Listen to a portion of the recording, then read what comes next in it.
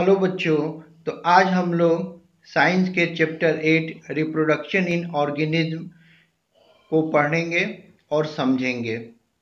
इसमें सबसे पहला टॉपिक हम लोग रिप्रोडक्शन क्या होता है, व्हाट इज रिप्रोडक्शन, और ये हमारे लिए क्यों इम्पोर्टेंट है, वेरिएशन यानी कि भिन्नता, और ये हमारे लिए क्यों इम्पोर्टेंस है, इसके बारे में हम लोग समझेंगे। तो हम सभी लोग जानते हैं कि हमारे धरती के ऊपर, हमारे अर्थ के ऊपर, पूरी दुनिया में जितने भी लिविंग ऑर्गेनिज्म होते हैं, जितने भी जीव होते हैं, चाहे वे प्लांट्स होते हैं, चाहे वे एनिमल्स होते हैं, या फिर माइक्रो ऑर्गेनिज्म यानी कि सूक्ष्म जीव होते हैं, उनकी एक निश्चित जीवन अवधि होती है और उसके बाद उनको डेड होना होता है, यानी कि उनको मरना होता है। तो ऐसे तो सभी लिविंग ऑर्गेनिज्म पृथ्वी से समाप्त हो जाएंगे, खत्म हो जाएंगे। तो धरती के ऊपर यानी कि अर्थ के ऊपर जीवन को बचाए रखने के लिए, लाइफ को सेव करने के लिए रिप्रोडक्शन प्रोसेस होता है। रिप्रोडक्शन प्रोसेस के द्वारा जो लिविंग ऑर्गेनिज्म होते हैं वे अपने जैसे यंग वंस को प्रोड्यूस करते हैं। तो आइए इसके बारे में हम लोग समझते हैं। तो इस तस्वीर में आप लोग देख रहे हैं, समझ रहे हैं, जैसे कि ये हाथी है तो इसका बच्चा है, ह्यूमन बींग्स है, मनुष्य है तो उसका बच्चा है, जिराफ है तो उसका बच्चा है। तो इस तरीके से सभी लिविंग ऑर्गेनिज्म अपने जैसे यंग वंस को प्रोड्यूस करते हैं, अपने जैसे यंग वंस को पैदा करते हैं। इसी को हम लोग रिप्रोडक्शन कहते हैं। तो reproduction is necessary for the survival and increase in population of a species. तो रिप्रोडक्शन क्यों जरूरी होता है? स्पीसीज के सर्वाइवल के लिए और पॉपुलेशन को बनाए रखने के लिए, जनसंख्या को बनाए रखने के लिए, यानी कि जिस स्पीसीज से वे लिविंग ऑर्गेनिज्म बिलोंग करता है उसके पॉपुलेशन को बनाए रखने के लिए। जैसे ह्यूमन बींग्स हैं तो ह्यूमन बींग्स अपने स्पीसीज का मतलब कि अपने पूरे दुनिया भर के ह्यूमन बींग्स की पॉपुलेशन यानी कि जनसंख्या को बनाए रखने के लिए धरती के ऊपर वो रिप्रोडक्शन उसके लिए ज़रूरी है। अगर वो ऐसा नहीं करेगा तो धीरे धीरे सभी ह्यूमंस एक दिन डेड हो जाएंगे और फिर पृथ्वी से ह्यूमंस समाप्त हो जाएंगे, मनुष्य समाप्त हो जाएंगे। If organism do not reproduce their population decreases and species will become extinct. यानी कि अगर कोई भी जीव, चाहे वे प्लांट्स हो या फिर एनिमल्स हो या फिर ह्यूमंस हो, यदि वे रिप्रोडक्शन नहीं करेंगे तो धीरे धीरे एक दिन उनकी जाति, उनकी स्पीसीज समाप्त हो जाएगी और वे पृथ्वी से विलुप्त हो जाएंगे।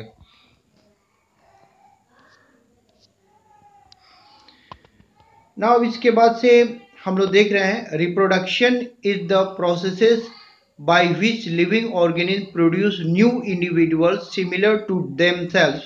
It ensures continuity of life on earth.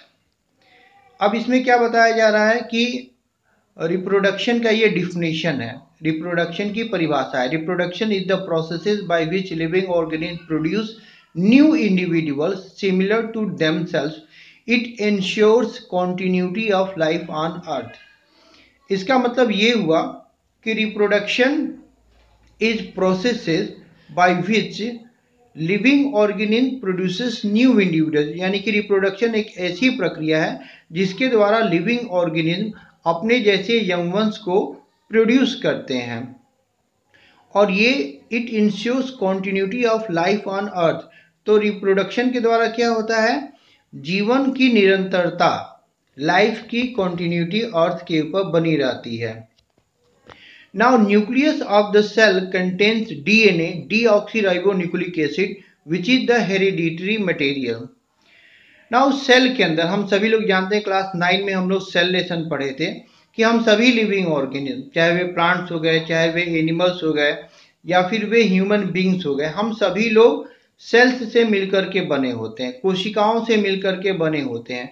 तो उसी के बारे में बता रहा है कि जो सेल्स होती हैं उसके अंदर न्यूक्लियस होता है और न्यूक्लियस के अंदर डीएनए होता है जो कि हेरिडिटरी मटेरियल होता है. हेरिडिटरी मटेरियल का मतलब आनुवांशिक तत्व, यानी कि ये पेरेंट, माता पिता से यही बच्चों के अंदर जाता है. इसके अंदर माता पिता के कैरेक्टर्स यानी कि गुण होते हैं. जो कि बच्चों में ट्रांसफर होते हैं। ना अब ये कैसे प्रक्रिया होती है उसके बारे में हम लोग देखते हैं। The DNA deoxyribonucleic acid molecule in chromosome in the nucleus is responsible for the transfer of characters from the parent to the offspring। यानी कि जो डीएनए होता है डीऑक्सीराइबोन्यूक्लिक एसिड मॉलिक्यूल जो होता है वो हमारे न्यूक्लियस में क्रोमोसोम के अंदर होता है। न्यूक्लियस में कहाँ होता है? क्रोमोसोम के अंदर होता है और यही रिस्पॉन्सिबल होता है जो कैरेक्टर्स होते हैं पेरेंट से बच्चों में जाने के लिए। Now during reproduction the reproductive cells produce 2 copies of DNA which separate into 2 cells. तो ये क्या कह रहा है कि रिप्रोडक्शन प्रक्रिया के दौरान जो डीएनए होता है ये 2 कॉपीज प्रोड्यूस करता है, अपने जैसे सेम 2 कॉपी प्रोड्यूस करता है। डीएनए, यहाँ पर मैं एक चीज आप लोगों को क्लियर कर दूं कि डीएनए एक ऐसा मॉलिक्यूल होता है जो स्वयं से अपने जैसे 2 मॉलिक्यूल बना लेता है। तो इसी को डीएनए रेप्लिकेशन कहते हैं या कॉपी मैकेनिज्म ऑफ डीएनए भी कहते हैं। तो अपने जैसा सेम 2 डीएनए मॉलिक्यूल बना लेता है और जो कि फिर बाद में 2 नए नए सेल्स में ये ट्रांसफर हो जाता है, यानी कि एक पेरेंट सेल से 2 नई सेल्स बनती है।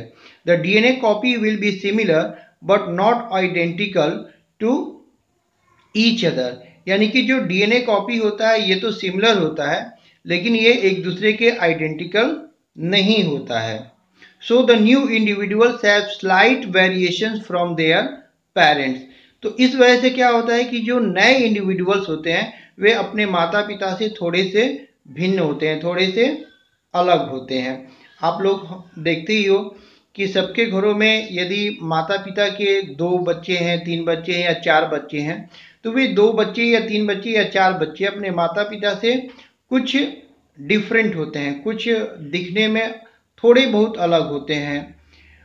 तो उसका कारण यही वेरिएशन होता है क्योंकि ये जो डीएनए मॉलिक्यूल होता है जिसमें कैरेक्टर्स होते हैं ये एक डीएनए मॉलिक्यूल अपने जैसे नए डीएनए मॉलिक्यूल तो बनाता है लेकिन उसमें कुछ अंतर रह जाता है, इसी वजह से ऐसा होता है। So the new individuals have slight variation from the their parents. इसी वजह से जो नए इंडिविजुअल्स होते हैं वे अपने पेरेंट्स से कुछ डिफरेंट होते हैं।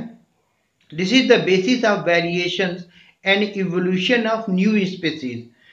और यही बेसिस होता है यानी कि यही बेस होता है वेरिएशंस का। वेरिएशंस का मतलब देखिए हम सभी ह्यूमन बीइंग तो एक हैं लेकिन फिर भी हम सभी के चेहरे का रंग रूप, शेप और हम लोग के बॉडी डिजाइन एक दूसरे से कुछ न कुछ अलग होता है, तो उसी को हम लोग वेरिएशन कहते हैं। नाउ अब अगर हम लोग देखें तो इवोल्यूशन ऑफ न्यू स्पीसीज का मतलब क्या हुआ? इवोल्यूशन ऑफ न्यू स्पीसीज का मतलब ये हुआ कि नए जो जातियां बनती है, जो नए स्पीसीज एनिमल्स और प्लांट्स के बनते हैं।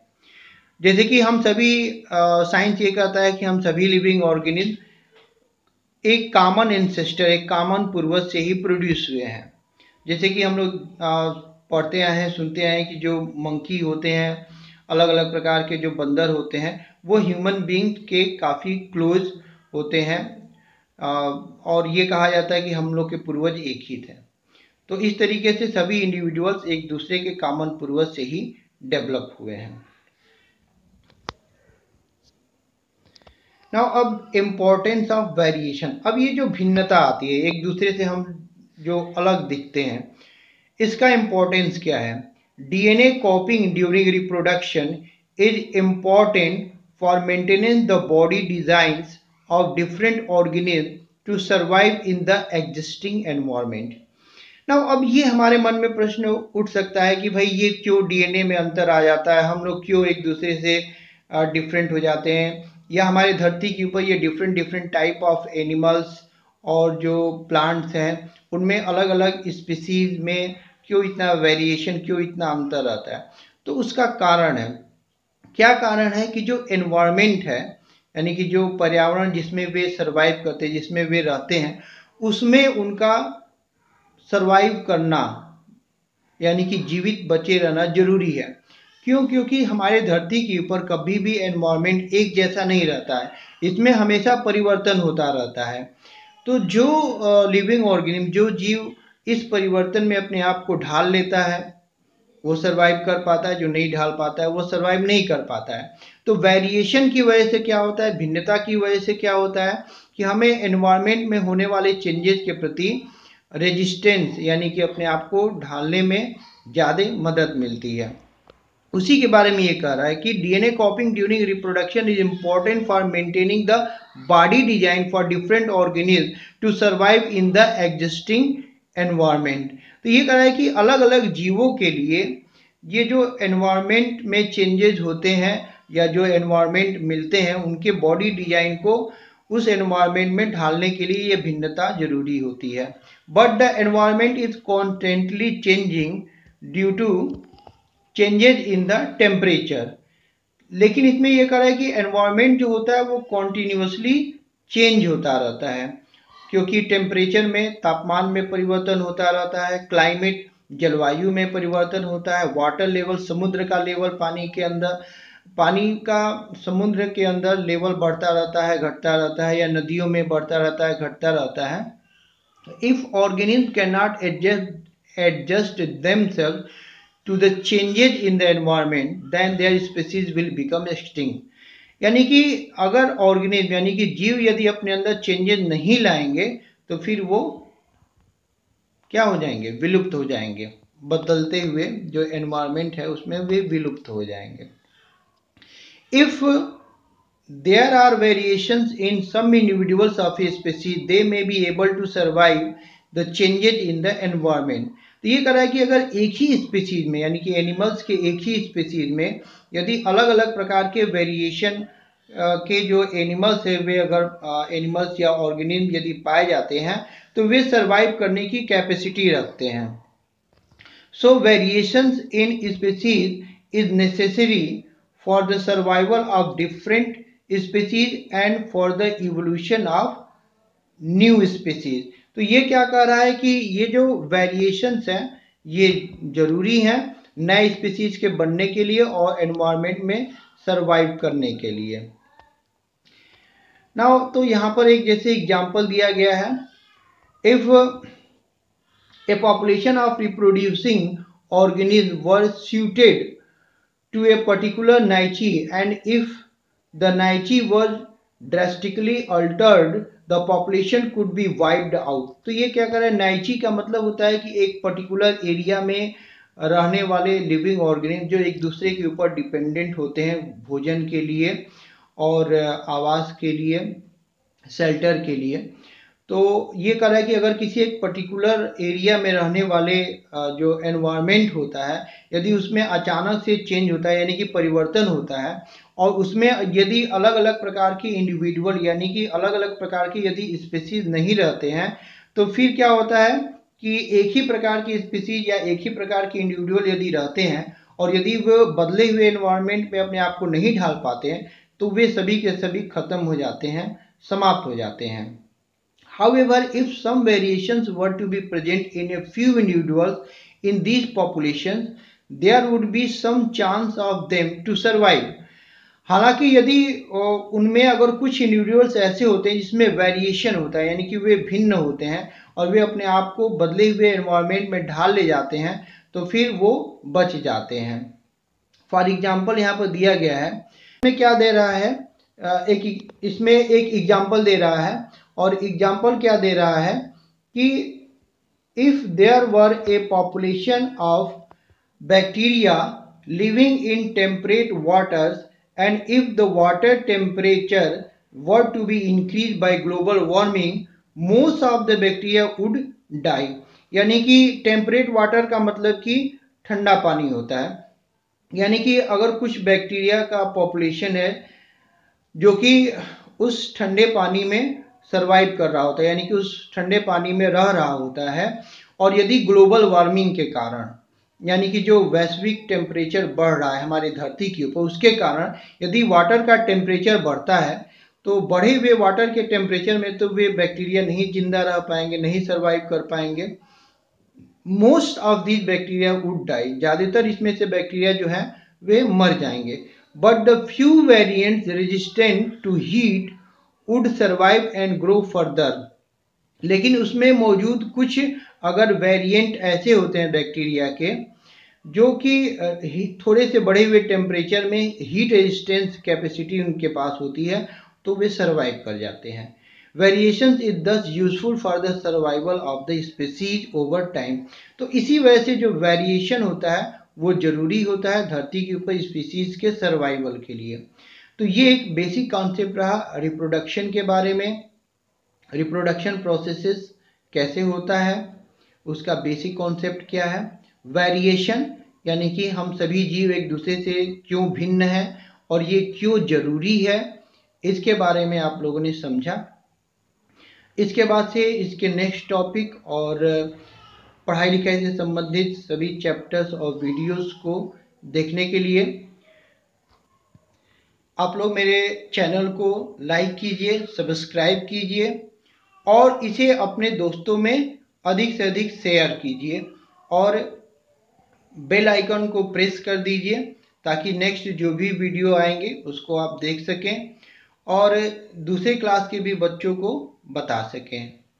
धन्यवाद।